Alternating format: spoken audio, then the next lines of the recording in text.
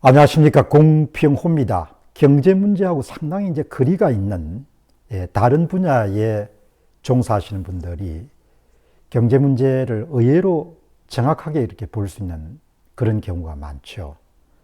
이제 작가로서 그리고 동양 철학자로서 여러 권의 그런 저서도 낸 임건순 작가, 임건순 작가 페이스북을 제가 가끔 들어가 보는데 요즘 좀 뜸했습니다. 그래서 이제 오늘 한번 요즘에는 무슨 이야기를 하시나 궁금해가지고 들어가 보니까 그 임건순 작가의 글에 원화합회 가치라는 그런 제목의 제법 장문의 글이 이렇게 실렸습니다. 원화합회 가치. 그러니까 제가 이제 임건순 작가의 주장이나 의견을 전적으로 다 동의하는 건 아니지만 사물의 현상이나 본질을 의외로 굉장히 꿰뚫는 그런 글들이 많기 때문에 상당히 주의 깊게 그렇게 그분이 쓰신 글을 봅니다. 작가, 철학자, 이분이 원화합회 가치 이런 제목의 글을 쓴 겁니다. 이제 그 장문의 글의 핵심 내용은 지금 이제 한국 사람들이 막 이런저런 이야기가 있더라도 잘 산다는 거죠. 그래서 이제 평화의 시대나 번영의 시간이 계속되게 되면은 사람들은 자신이 누리는 것을 너무나 당연한 것, 일종의 천부인권으로 받아들이는 그런 경향이 있는데 요즘 한국 사람들 상황이 그런 것 같다. 이렇게 이제 이야기를 하는 겁니다.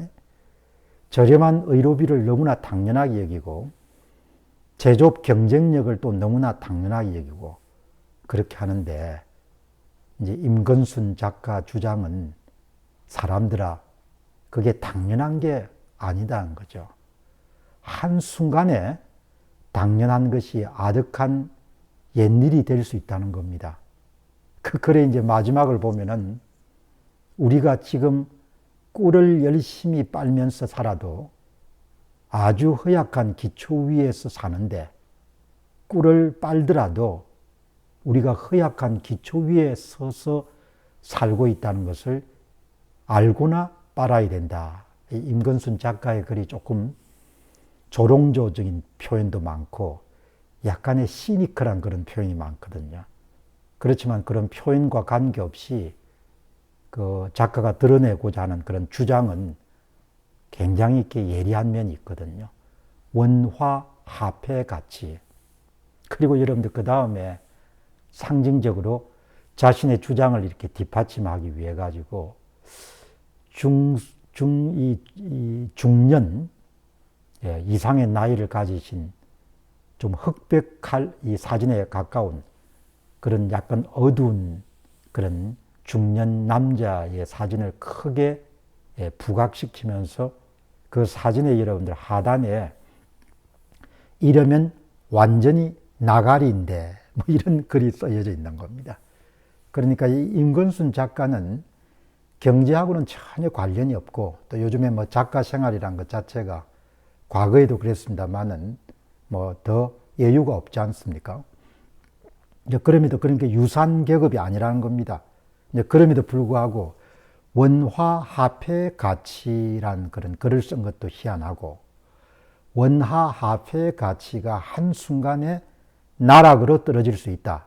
이런 주장을 펼치는 것도 의외고 그리고 사진의 하단에 나와 있는 것처럼 이렇게 하다가는 완전히 나가리가 될 수가 있다. 이런 내용 자체가 이제 굉장히 저한테는 신선하게 받아들일 수 있는 겁니다.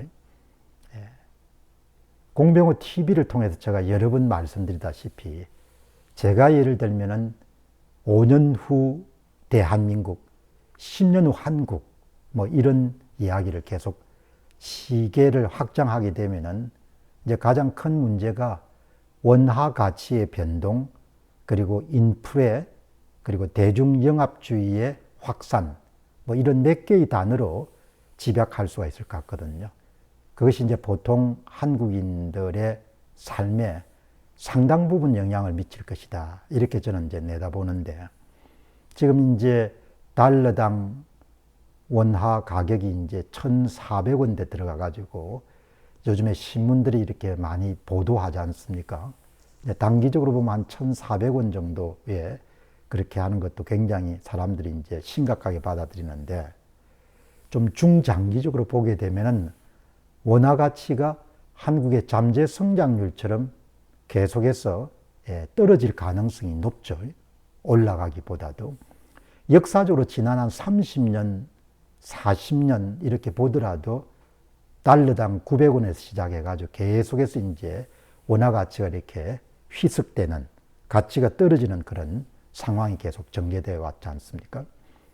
이제 그래도 그때는 60년대, 70년대는 한참 나라의 앞이 밝고, 그 다음에 계속 성장률이 뭐 7%, 8%, 5% 이렇게 유지되어 왔기 때문에 원화 가치의 이렇게 추락 속도가 상당히 저는 늦었는데, 뭐 좀 이렇게 더뎠는데, 이제 앞으로는 이제 저출산 고령화는 굉장히 이제 정해진 거고, 그 다음에 인구 구성비에서 생산 연령은 계속 감소하는 것이고, 재정으로 뒷받침해야 되는 그런 계층이나 사람들 숫자는 뭐 현저하게 늘어날 수밖에 없는 것이고, 그 다음에 이제 각종 조세와 준조세 부담도 높아지고, 제세 공과금도 이제 계속해서 높아지니까 결국 이제 생산 비용, 생산 원가에 이제 압력이 계속적으로 가해지니까 한국 기업들은 공장을 이전하거나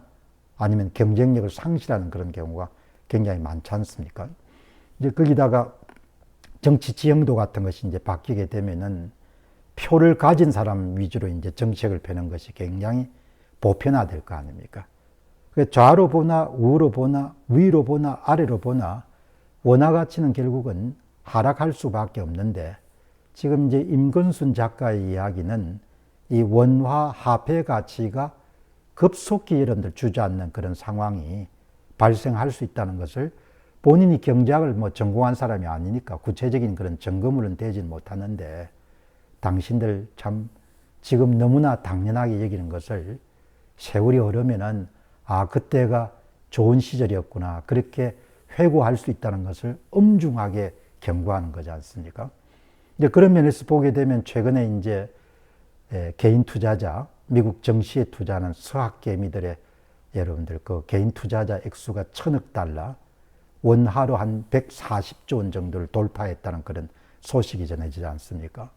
뭐 이제 그분 입장에서는 그런 생각을 했는지 모르겠지만, 한국에서 진행될 수 있는 그런 가상 시나리오 가운데 굉장히 유력한 인플레 방어, 원화 가치 추락 방어, 그런 차원에서 개인이 자구책으로 여러분들 들고 나온 것이 결국은 미 정시에 본인이 갖고 있는 자산의 상당 부분을 가지려고 하는 그런 시도라고 볼 수가 있지 않습니까? 예, 정말 임건순 작가의 그 예리한 통찰력, 경고, 이런 부분들은 경제 문제를 이렇게 들여다보는 사람 입장에서는 상당히 동감하는 부분이 큽니다. 원화 화폐 가치의 추락. 감사합니다.